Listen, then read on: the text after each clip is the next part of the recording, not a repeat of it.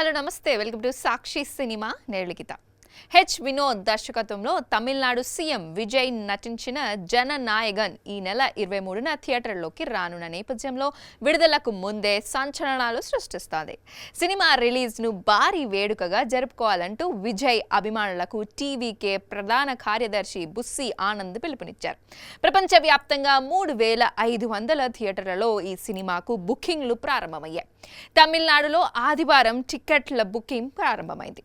1000కి పైగా షోస్ ప్రదర్శించాలని నిర్ణయించగా ఈ సంఖ్య భారీగా పెరిగే అవకాశం ఉందని భావిస్తున్నారు.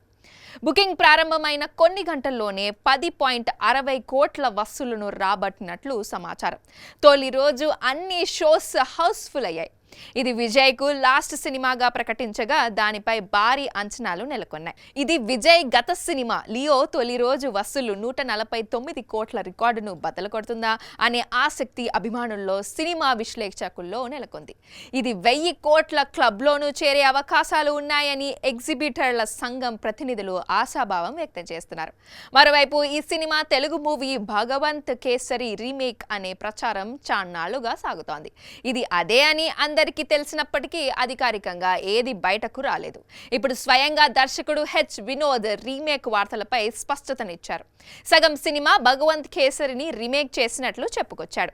వాస్తవానికి తొలుత విజయ్కు వేరే కథ వినిపించగా అది చాలా హెవీగా ఉందని చెప్పి భగవంత్ కేసరి రీమేక్ చేయమని అడిగినట్లు తెలిపారు. ఎందుకు రీమేక్ సినిమా చేయాలని విజయ్ని అడగ్గా భగవంత్ కేసరి ఎందుకు నచ్చిందో ఆయన నాకు సీన్ బై సీన్ వివరించారని చెప్పారు. విజయ్కి మహిళా సాధికారత పట్ల ఆసక్తి ఉందని, అలాగే సున్నితమైన రాజకీయాల నేపథ్యంలో సాగే కథ ఇది అని డైరెక్టర్ వినోద్ తెలిపారు. సాక్షి టీవీ ప్రసారాలను నిలిపివేయటం చట్టరీత్యా నేరం. సాక్షి టీవీ ప్రసారాల కోసం మీ స్థానిక కేబుల్ ఆపరేటర్ను వెంటనే సంప్రదించండి. DTHలో ఇంటర్నెట్లో కూడా సాక్షి టీవీ ప్రసారాలను వీక్షించవచ్చు.